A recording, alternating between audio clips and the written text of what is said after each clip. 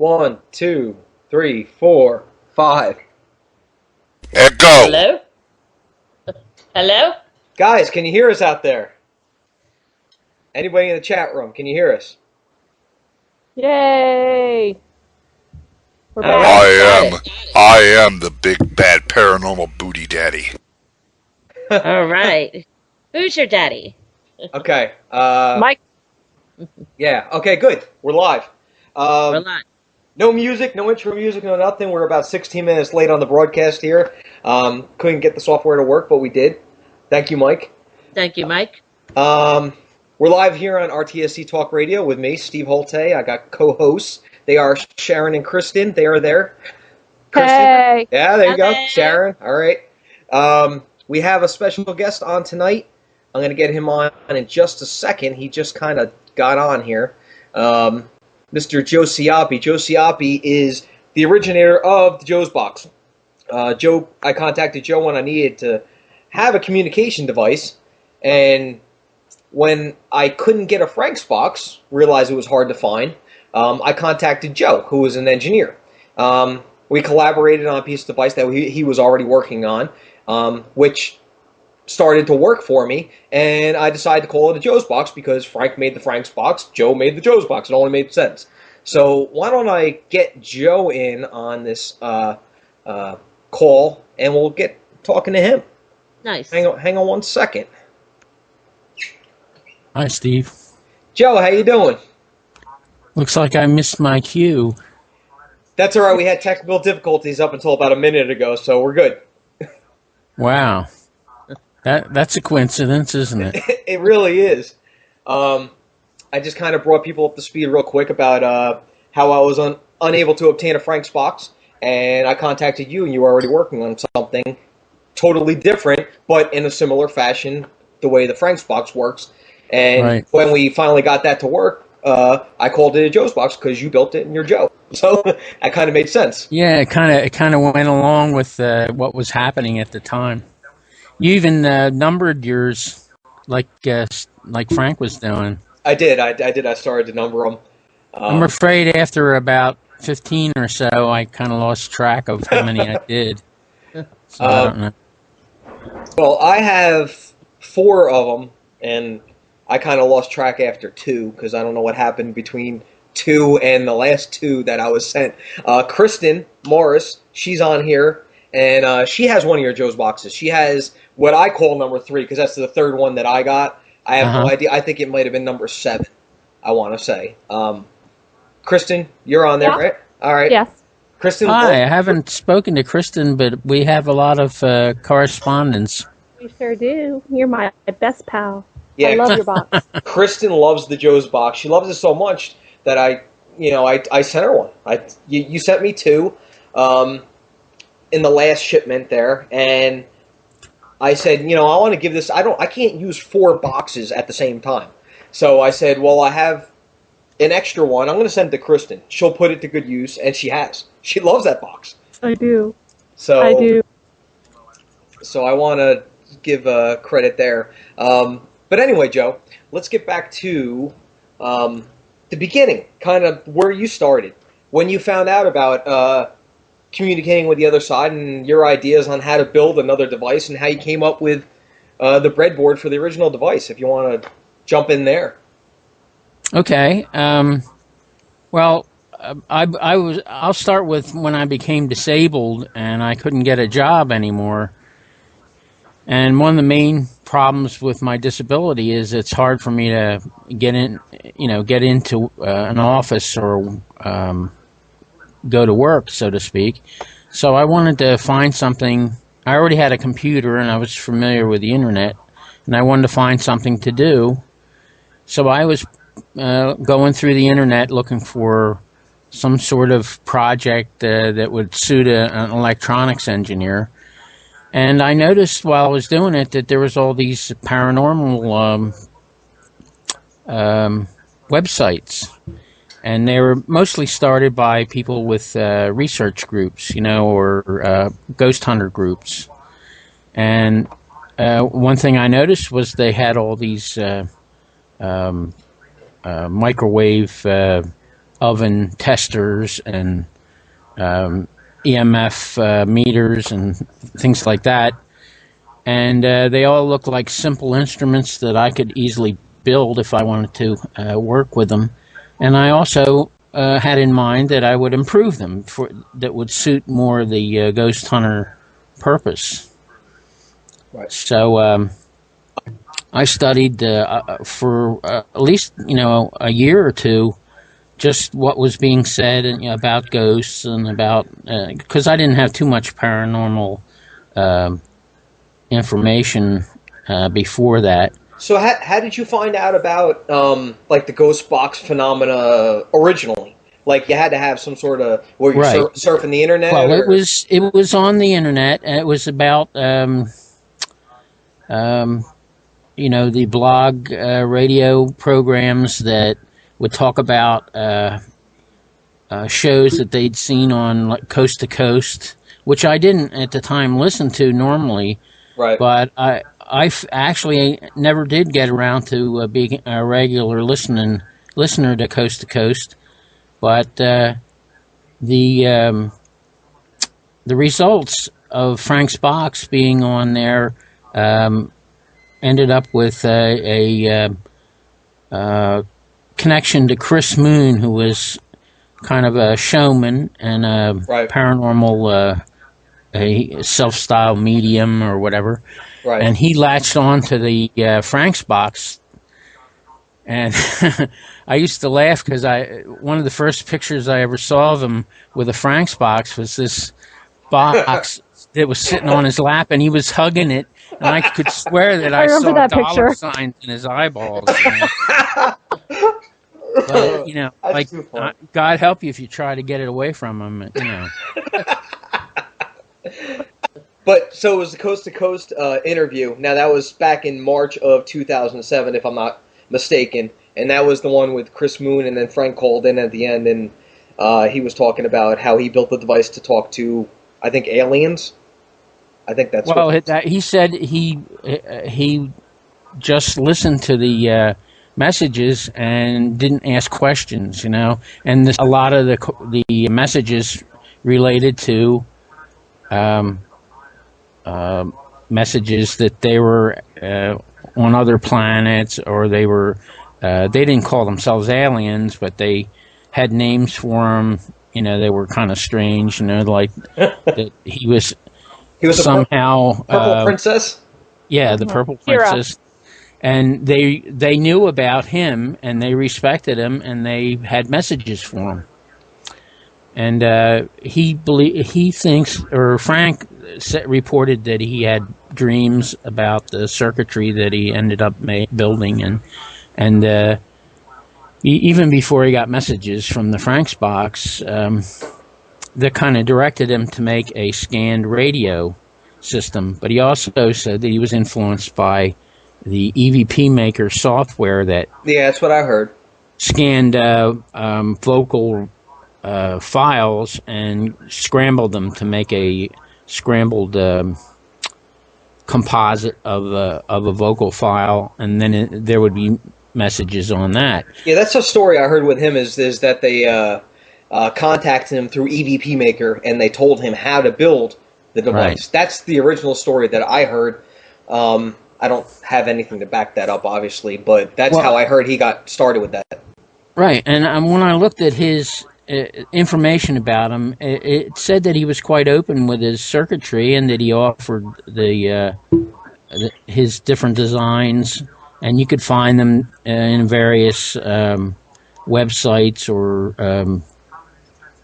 places that had some of the schematics that he worked out, but they were a little bit hard to follow, and they were going to be really difficult to build. So I, being an electronics engineer, I was always looking for the cheaper, better way to do it. And I kind of stumbled upon a chip that did a scanning process and had a lot of characteristics that would be suitable for a spirit radio. But it was also an FM receiver, which at the time Steve's receivers were AM. Right. And I thought they were very noisy. You could, if you listen to the recordings and the Chris Moon exhibitions, that he had. He pretty much had to tell the people what the box said because it was so distorted and so noisy. Still does, actually. Yeah, he does. Right. But I wanted a radio. I wanted to use it and build one that you could understand, and you didn't need a translator. Or as it turned out, you don't have to pay $250 to experience it for 15 minutes. Right. So I started to put together a radio on a breadboard, which is a plastic pallet that you can plug in electronic parts.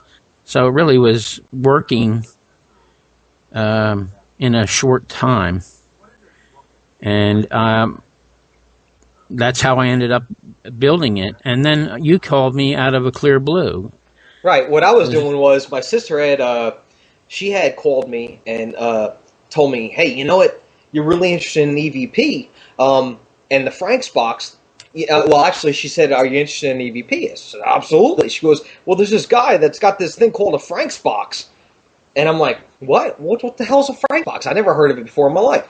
So she sends me this links to a Frank's box. Of course, I get linked up with, a Chris Moon stuff and stuff because he was the only one out there using a Frank's box. So I said, oh, man, I got to have one of these things. But I didn't know that Frank was the only guy in the world building a box that was working in this fashion to communicate with spirits. So I started Googling, and I found stuff. I went on this one website. I can't even remember the website, but I saw that Joe had, I think it was Frank's old tripod site that he had originally. And I saw Joe left a comment on there. I'm an engineer. I'm interested in the Frank's box. It sounds good. So I thought, man, this is like a golden opportunity. So I emailed him from that site. And after months of trying to figure out how to get my hands on a Frank's box, so I emailed him, and he says, yeah, I could build that for you. I already have one started right here. It's going to be clearer, and it's different, but it's going to work. So I'm like, okay, that's great. Let's do it. He said, well, I'll send you the list of parts I need. From Radio Shack, just send them to me, which I did, and we'll take it from there. That's okay. So I got all the parts. He said, I got it built. It's working. It, sounds pretty good. Come pick it up. Well, I picked it up, and I had signed up for Ghost Hunter University with Chris Moon with the Frank's box because I wanted to hear the Frank's box live. This was before I even contacted Joe. So I was already signed up for this. I went there. I wanted to hear it live. I wanted to hear what was going on. In the meantime, I had grabbed the Joe box. It wasn't Joe's box at the time. It was just a box made by Joe. I went to Eastern State, and I realized that the sweep was way too slow. So we went back to the drawing board, and, I drive down to Joe's house because Joe was only one state over. He's like an hour from me, hour and 10 minutes. So it's not very far to go and travel.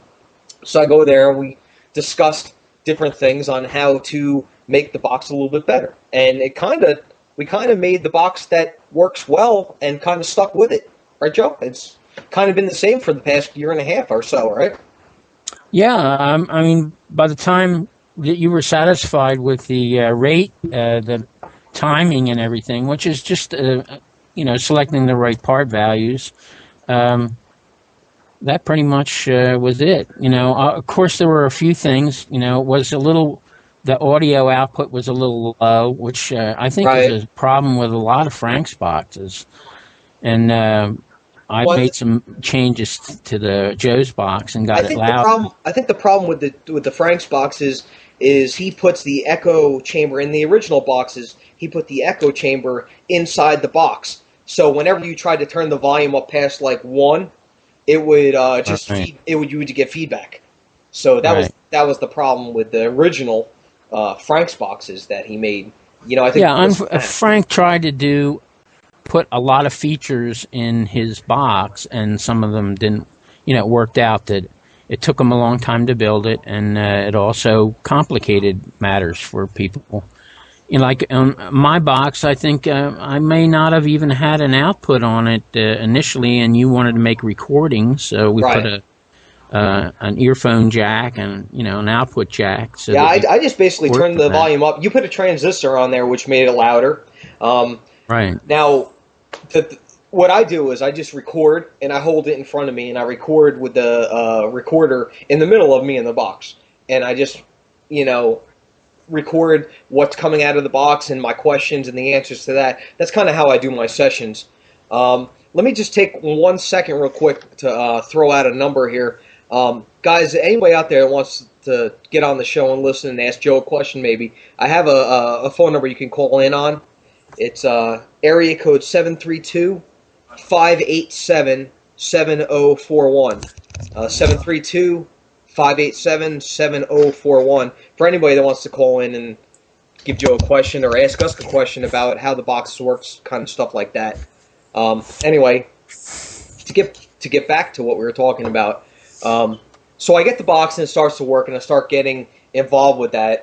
Frank Sumption was originally, I was on a Yahoo group, EVPITC, and nobody was really doing anything. There was 50 members on there. Now there's 600 members on there. There was really not much of an EVP Frank's Box explosion on there at the time.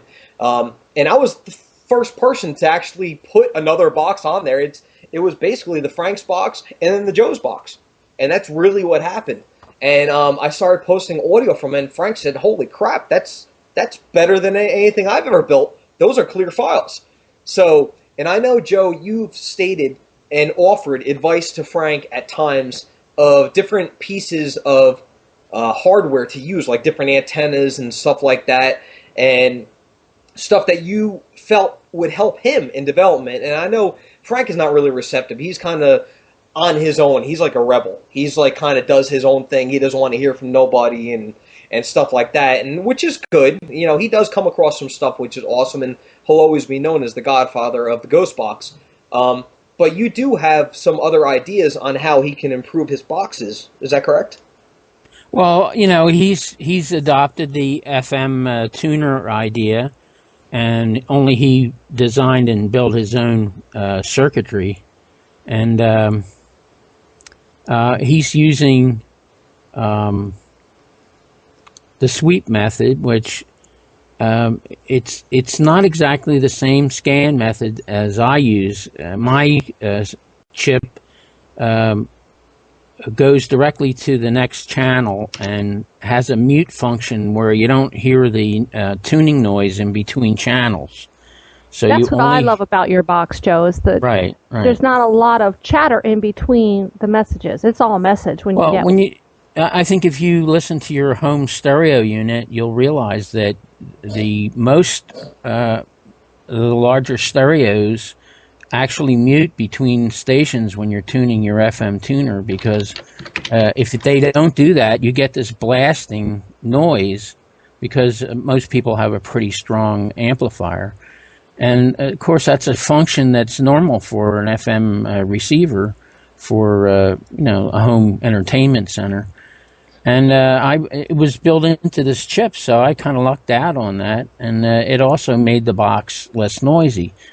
One of the reasons that he resists that is there are so many theories. He has some of them, and other people do, that the messages come from the tuning space between the channels.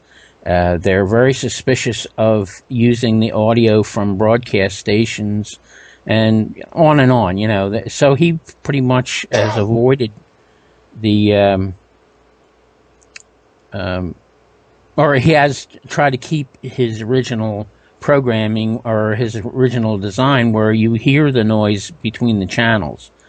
And I think people have experienced where they do hear messages in the noise, and they also hear the messages formed by the audio from the different radio broadcast stations. Joe, what I'm going to do is I'm going to jump in there real quick. The Sharon, you were over here the other night with my sister, and we were sitting here in my dining room, And we fired up she said, I want to use I haven't used the Joe's box yet. Let me use this thing and work with it and try to get some files with it. I said, okay, great. So I said, let's turn it on. Let's see what we get here. We're sitting in my house. It's Friday night. And we're sitting there, and it's running. We're not really hearing much anything. All of a sudden, what's weird about the Joe's box, and believe me, this is weird, you hear bits and pieces of audio fragments, which are clearly audio from the radio. Then all of a sudden, it said, Urkel. And it was so clear. And it sounded exactly like the radio fragments. So we're like, what the hell? You know? And we fired up the recorder, and we started to do a session. And what's weird is they're using, it's not even the radio fragments that they're using. It's just they're using maybe the frequency. I'm not really sure how the box works, but it seems that they are using whatever is coming across there, and it may be mixed and intermingled with the radio fragments. But they said Urkel a couple times, and it was so clear. It was like, wow. Like, we all just looked at each other and go, wow, that was really clear. That's how clear it was. And I guess maybe because it's FM. Maybe and that's not only that, the Joe's box, the only box I know where you actually get those singing files, which I think are so cool.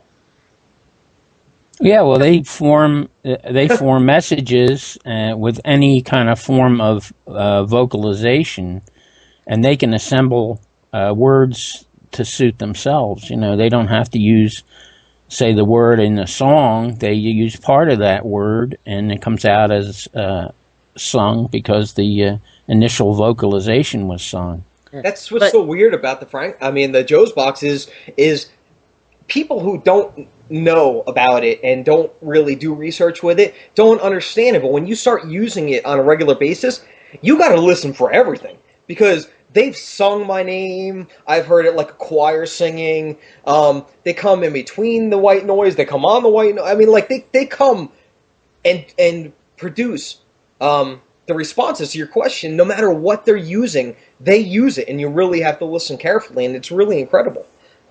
Well, you know, I've had this multiple message experience with another completely different form of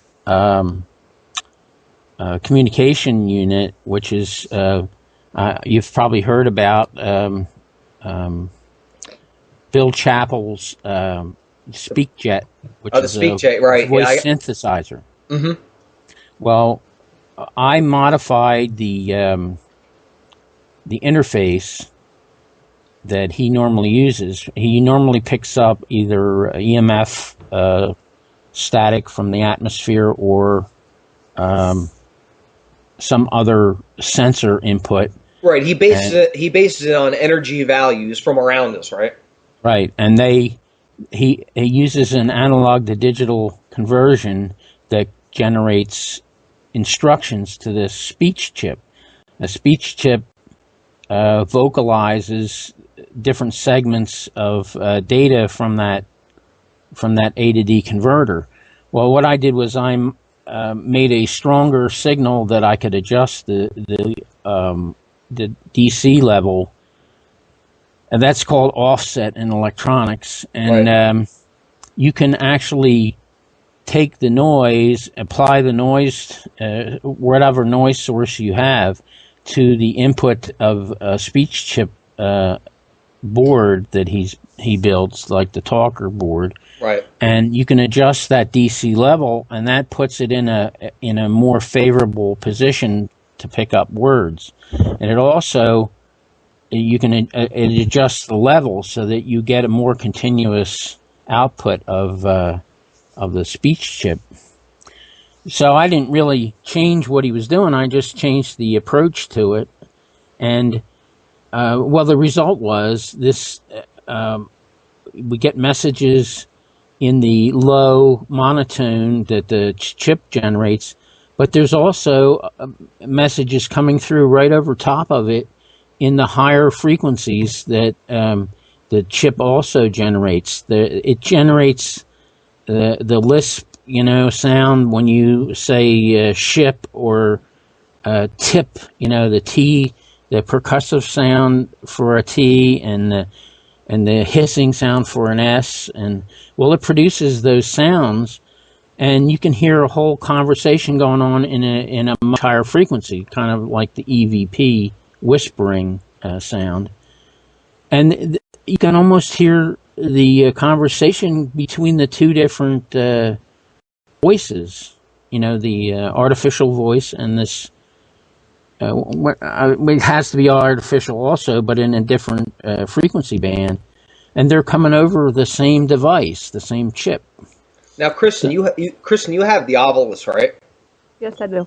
Okay, so you've used it, so you know kind of basically what Joe was talking about a little bit with the speech coming over there. It's still robotic, It's very robotic and it's very monotone, but when it's not giving you a message, it sounds like this. It's just spitting out words. But when a message comes through, it actually changes a bit and has it's a fluency to it that it wouldn't have if there wasn't a message coming through, so you recognize it right away. Now, Joe, that make sense? Your device is somewhat different than the Ovilus that's out there, right? You tapped into it differently, so the communication is slightly different, right? Yeah, it's only slightly different though. The thing is, the Ovilus has been programmed in an attempt to only capture and only reproduce a complete word or it's a dictionary mode. Message. Yeah, it's kind of a look-up dictionary. Right. And it's remarkably successful, but it isn't fluent necessarily.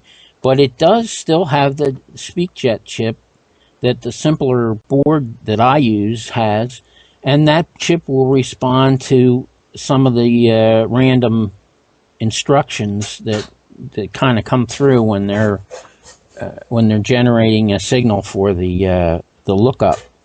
So, like I said, you can get different messages from the same chip. From different sources. As long as the signal reaches the chip, it'll reproduce.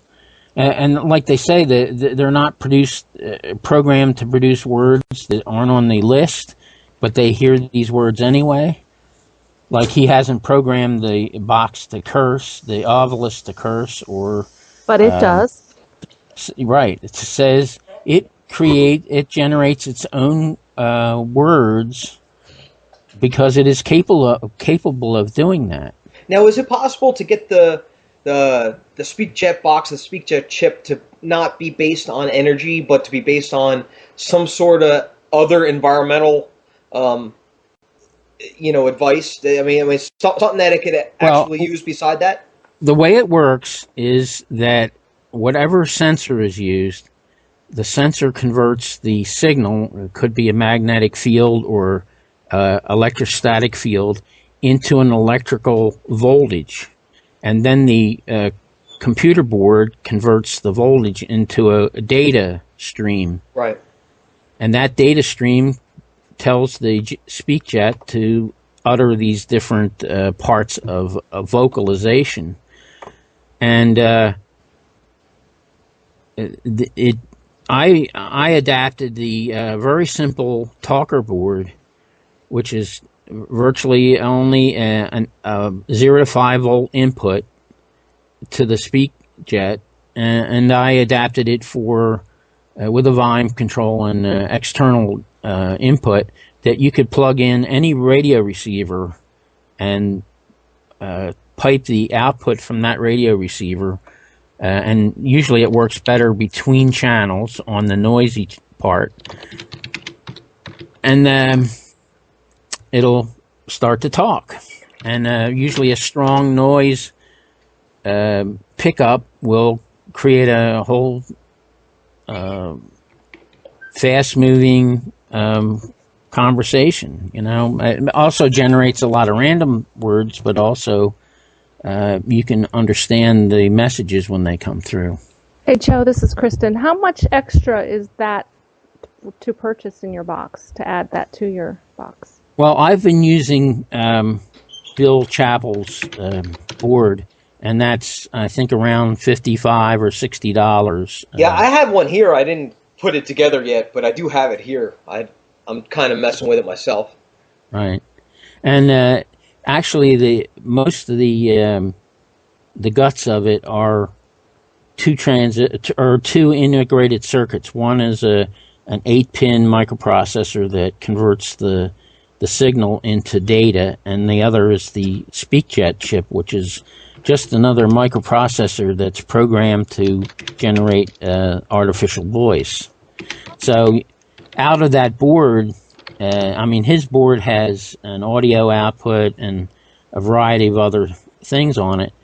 I modified that circuit, and my Joe's box already has a speaker and an audio amplifier and a volume control and a power source and all that. So I pretty much was able to use the part of the talker board that, was useful to me, and I didn't need the whole circuit. And what is the feedback from that, from what you built?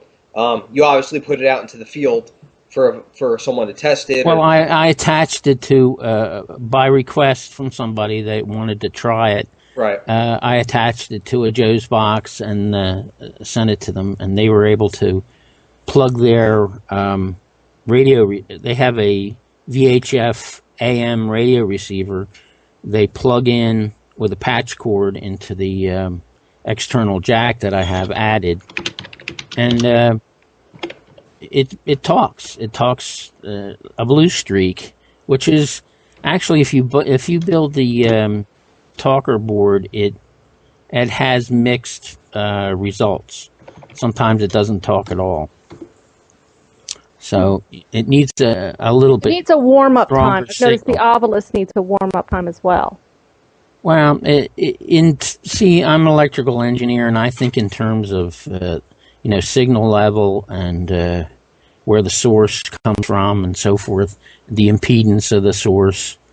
And one of the things about the talker board is it has a piece of circuit that is not attached to anything, but it kind of acts like an antenna, and it picks up static. Well, if there's not enough field around it, it doesn't pick up enough signal to make the chip talk. Even though the chip is perfectly functional, it's just not getting enough signal. So my mods are to increase the signal level and adjust the reference voltage. All right, guys, let me butt in here for 1 second, because what I want to do is, I know we're... Mike, are you there? I'm here. Okay, hang on 1 second. I got a call. Hang on, let me get to the phone call. Hang on 1 second. Let me see.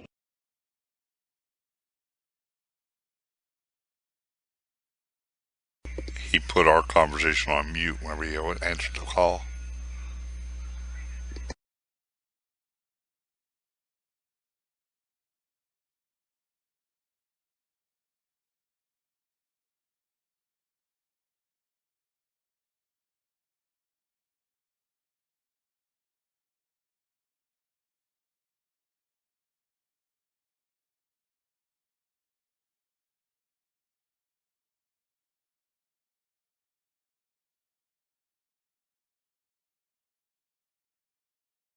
Not say Bruce would call in today. I just Hello. see my psychic ability to do work. Yeah. Your psychotic abilities? Yeah, that's Guys, it. you guys are breaking all up, man. You guys are breaking all up on me. All right. Anyway, I don't know. I'm getting used to the call-in number. I kind of shut everybody down for a second. Is everybody back? Is everybody I'm back? Sharon's back. I'm back. Hey, Kristen, how you doing, hon? I'm doing good. How are you, Bruce? Good, good. Sharon, you there? Sharon? I guess you didn't get her back. Sharon, you there? Yeah, I'm here. Oh, okay. Hey, Sharon, what's up? Hey, what's up? How you doing, hon? I'm doing good. How about yourself? I've got Good, all these New Jersey accents coming through. Yeah, What yeah. accent, yo? I think we're ignoring Joe. I had a question for Joe. Okay, Joe. Joe, you want to get a question from Bruce? Yeah, sure. All right. Hey, Joe, listen, we got, you know I'm one of the original owners of one of the first Joe's boxes. The design has been pretty much the same over the last few years. You think you'd be willing to work with us on a new design? Try to modify it a little bit, maybe get it working, to where it competes with the rest of the stuff that's out there today? Well, I'm always thinking about improvements, and I also want to go beyond the spirit radio aspect, but I don't want to leave it behind because it is pretty successful. So one of the things that I've tried to do with what I've been doing lately is to include the new stuff with the original Joe's Box receiver. So in terms of improvements, it's pretty much just trying different things, Now, I know you jump from one station to another. The way your box sweeps is very different than any other box. Is there a way to smooth out that sweep? That way it's not so, you get a station, another station, another station. Yeah, is there a way to choppy? Right. Is there I know he's Joe Cioppi, like choppy, but is there a way to That's a good one. Yeah, is there a way to smooth out that sweep a little bit, or? Well, there's, if you had the ability to write a program that would kind of edit on the fly. In other words, it would take the random parts of the message and splice it together in a kind of extrapolate between the segments. Right. You could smooth it out, and you've edited some files and got them pretty smooth. I get it on the editing floor. I could definitely smooth it out. It just takes a long time, and you have to do it after the whole session is over. Right. How about something in respect to the AM band, Joe? You think an AM band could be incorporated into the box? Well, there's box number 2 had an AM. Yeah, out there the what was it? The Paranormal Systems or somebody made the mini box. Right, Paranormal Systems. Right. Well, over the recent times, I've gotten a chance to look at the Paranormal box, and it has one of the poorest kind of AM receivers there is, and it only works under good conditions. In other words, it does work. It has the same functioning as other ghost spirit radios, but it doesn't have a good radio receiver. And the only thing is, if you have the best AM receiver and the best FM receiver, automatically the FM receiver is better because it ignores the noise. It's a stronger band, isn't it? Right, it is a stronger band. Now the AM. Now to throw it back to Ron Ricketts and the mini box system, I gotta say, out of all the AM boxes I've ever had, it is the clearest. I mean, I can get a signal in my basement. That thing is so strong. Right, and the Frank's box, as cool as Frank's box is and getting communication. Let's not even get started on that. Well, I do like the Frank's box, and I do like what it gets, but the Frank's box gets the least amount of signal out of anything. If you're not standing on the Empire State Building, you're not. Yeah, but I mean, even if it does get a signal, I mean, you can't hear the signal for the noise. You know what I mean? He does incorporate white noise in there. Oh my God.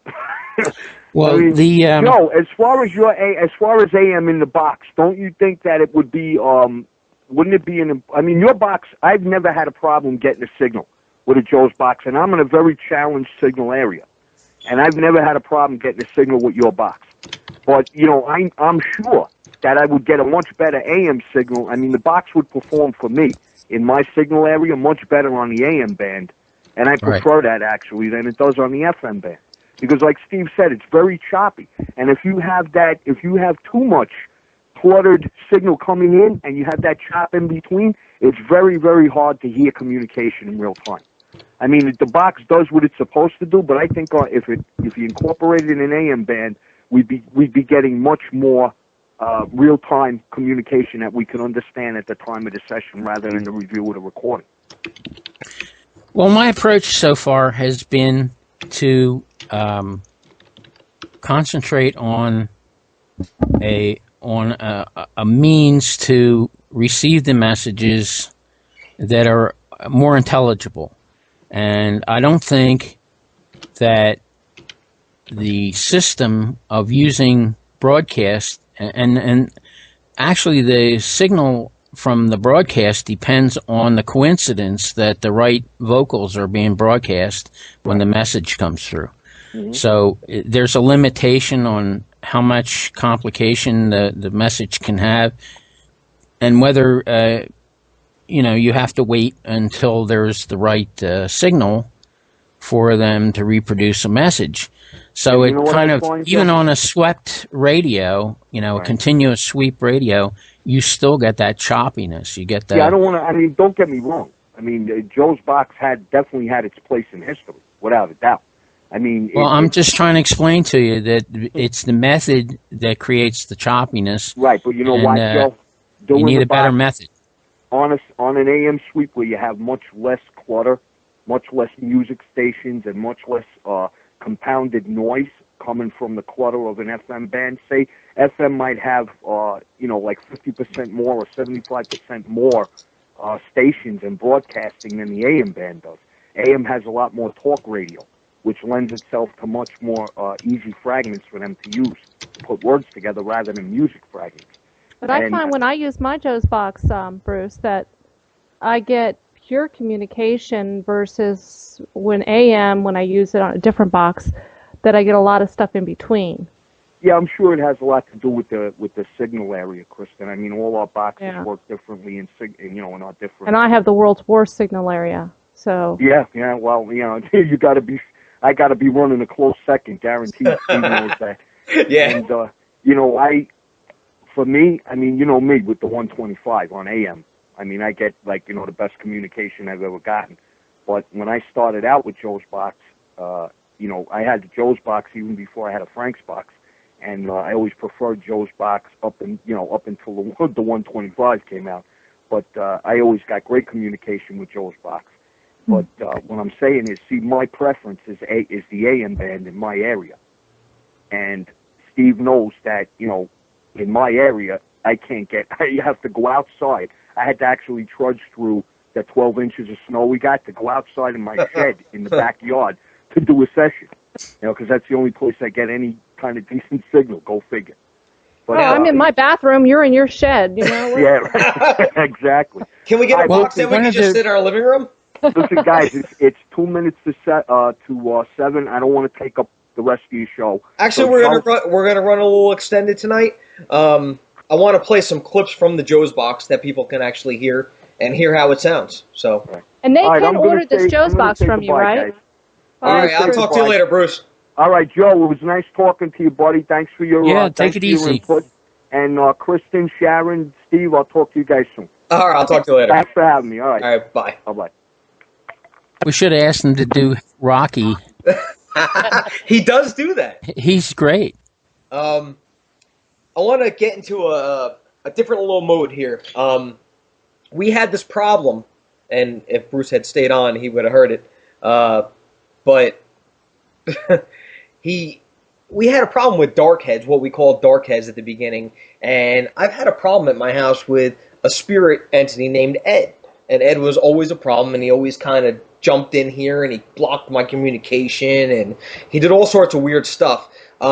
So in our efforts to do a session the other night on Friday, we turned on. Hang on one second. Hang on one second. Anyway, we turned on the Joe's Box to do a session, and we kind of got them saying that they had a message about Ed, and we're like, okay, well, I've had a problem with them for years, so I've had the same problem with him, and I hope that maybe it's good news. So I said, stop asking what's on TV, what's going on. Let's stop asking dumb questions. They obviously have a message for me about Ed.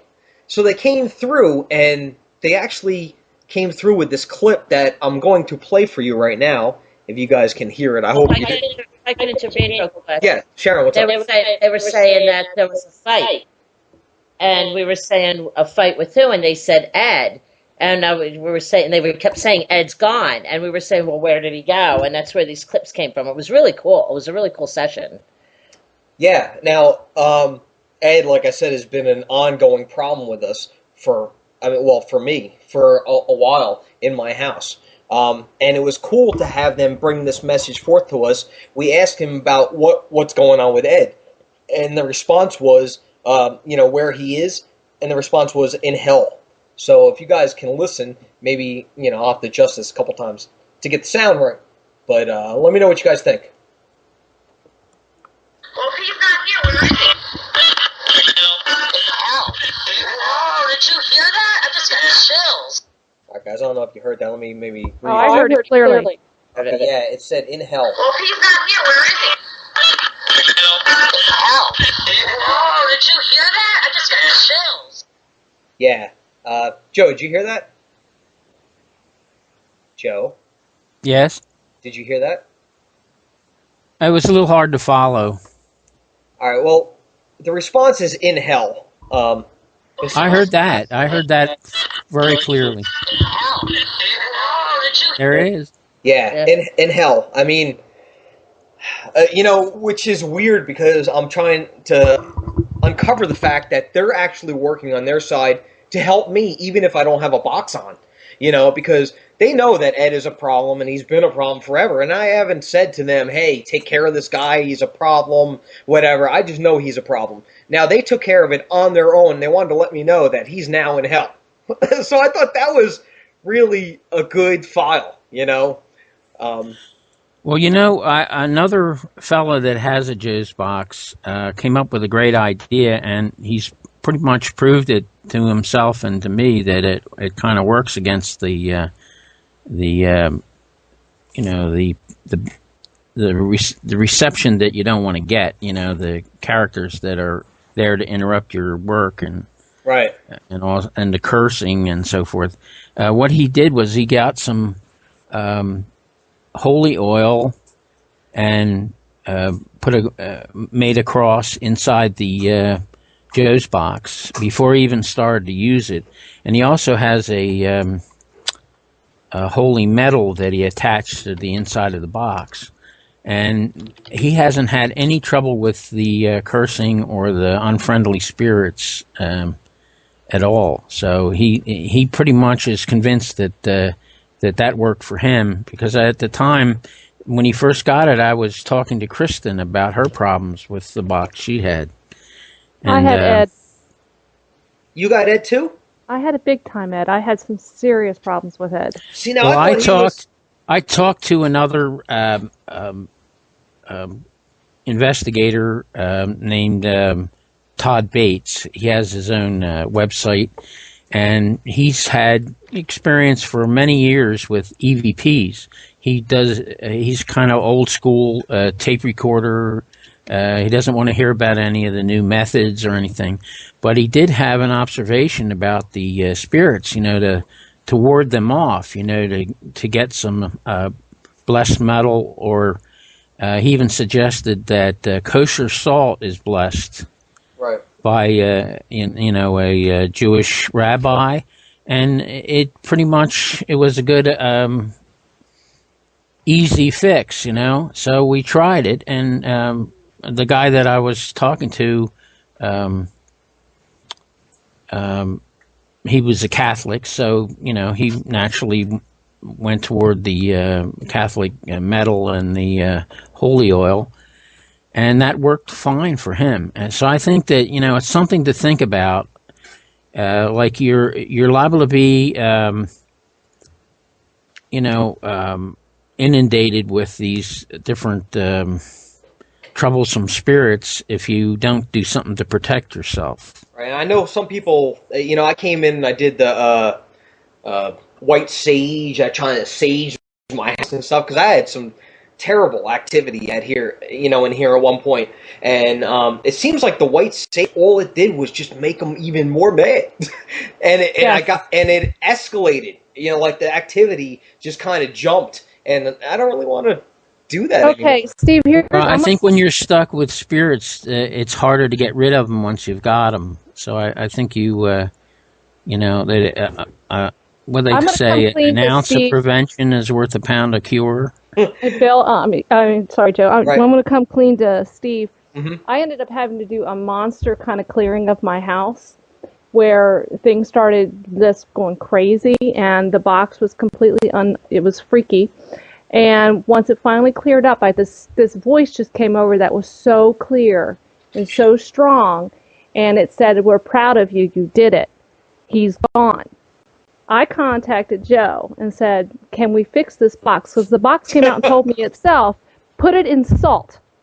Put the box in salt. Salt. That's what it told you? It told me itself, it's filled with evil, put it in salt. So I No, Joe, you're not an evil guy. I don't understand how you build an evil device like this. I don't understand. But I think it just got a particular one attached to it, and it came with it.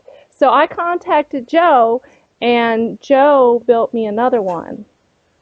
And put the oil on it, and I have the thing, and I still have the other. Actually, John Zaffis wants your Joe's box. John Zaffis? Yes. I've never talked to John Zaffis before. That's interesting. He wants your Joe's box. Well, that's not the first time I heard about artifacts having being possessed. So it's not something new in the paranormal lore. It's just, and I'm inclined to agree with people that say that there's a similar connection to, say, the Ouija board and the, other mechanical devices that are out there. I agree with that. I mean, there's this very much similarities between a Ouija board and a ghost box. I mean, you're still opening up a portal for people to communicate with you. I mean, I don't see much of a difference between the two. No, unfortunately, I'm hearing enough reports to think that there isn't any difference, and it's really up to you to protect yourself. You really have to. Right. So, Kristen, you don't have the Joe's box I sent you. I still do. I haven't sent it off yet. I still have it. The files that you post are not from that Joe's box? No, it's from a whole separate Joe's box. Oh my God! I can't believe you didn't tell me. I know. It's like, Joe, I don't want to upset him. Oh my God! So how did you hear from John Zaffis? Is John Zaffis contacting you? Yeah, because this thing got a little out of control, and I called somebody who called him, and then that whole, and they're like trying to send a team down. I'm like, no, let me do it on my own. Thank you very much. Just not that bad. Wow. See, Joe, see what you did? Paranormal state or anything. I could handle it, and I did handle it. It was fine, and everything's back to normal. But this box, that's why I asked the question: is this box clean? And the file that I sent you, I said, what do you think? Is this box good? And it came back and it said it's good. That was pertinent to me for a reason. Yeah, I'm hearing enough of this that I kind of believe what you're saying, and that's why I looked into what could be done about it. And I think the religious metal, and depending on what your beliefs are, is probably a good idea. Now, whether it's incurable, you couldn't exorcise it. I think it's something that people can handle. Steve, you handled your problem, right? I did. Yeah. I handled it. You got to learn how to work with it, how to handle it. If you're just using it like as a weekend ghost hunter, you want to turn it on, you start having problems, you're going to have a major problem. If you're doing this as a researcher, from that point of view, you could probably work through it. But I got to say, people got to look out and see what's going on there. This is not a toy. It's not a toy. No, it's not a toy. Now we're nearing like last couple of minutes of the show. I know we ran a little bit late tonight. We're going to be rounding up, so I just want to kind of throw out a couple shout outs out there. If anybody wants any information on anything, pretty much, I have it all on my website. It's www.keyportparanormal.com, KEYPORT paranormal.com. Also, Bruce was on the show tonight. He has a show. It's going to be on Sunday, May 3rd. It's Inside the Box Talk Radio over on ParaX. He's going to be on there doing Ghost Box stuff as well. We're trying to get this information out to the public and let people know what we're doing and how we're proceeding with this and, our accomplishments. Joe, I know that you're out there, you're still building boxes, you're doing your thing. Is there any way that people can contact you to build a box, anything like that you want to throw out there? Well, I have a website that you can leave a message on the guest. There's like a guest list or something. Anyway, you sign in there, and and you can leave a message or anything, and that's at www.freewebs.com, and it's /Joe Cioppi, JoeCioppi. Okay, good. Now, Joe, everybody contact Joe. He builds a box. It's not just the Joe's box. That was his stepping stone, I'm sure, to more things. He dabbles into different electronical equipment, so he's going to be able to build more stuff in the future, I'm sure. I mean, as we step into the new age of communicating with spirits. I'm having him build me a tone thing. A tone thing, okay. I'm finding out all sorts of stuff tonight. Thank you, Chris. Well, I'm willing to build whatever you want, but I don't think you're going to get wondrous results with that. No, but if you do, I'll be happy for you. Steve Ghosty told him that it doesn't work. So who? Yours. Remember they said tone. Oh yeah, the tones. Yeah. So there's a big controversy about the old Spiricom system, and I'm inclined to believe that it did work at some point, but a lot of I think the secret is gotten lost, and a lot of people have gotten on the bandwagon to make money from it, but they don't really know how it was done originally. Yeah. So I think just having audio tones isn't enough. You have to. In fact, the SpeakJet is a device that uses audio tones to form words. So in a way, it is kind of a relative to the Spiricom system. Well, let's see what happens in the future and stuff like that. Okay, we're over on our time, unfortunately. Joe, I'd like to thank you for coming in tonight. And even though you were late, we were still having technical difficulties, so it worked out all right. Yeah, I suddenly realized it was like quarter after, and I didn't even have my computer on. So that's all right. You got on. That was good. It's been a great show, guys. Sharon, Kristen, I appreciate you helping out. Thanks, Mike, Joe, it was very interesting. Nice to hear all the voices. Yeah, Sharon's going to hang out to one of the Joe's boxes. She's a researcher. She does tons and tons of research. She brings it to work with her and gets all her clients interested in ghost box research. So you may have an onslaught of ghost box, orders. So let's see what happens there. But I appreciate everybody for tuning in tonight, and I'll talk to you guys next week. Next week, I'm going to have an evidence show. So we're going to be having a lot of audio. So if anybody wants to submit their audio to get on the air, we're going to do an evidence wrap-up show of everybody that's using all different pieces of equipment and getting answers to their questions. So we're going to be doing that next week. So I'd like to sign off.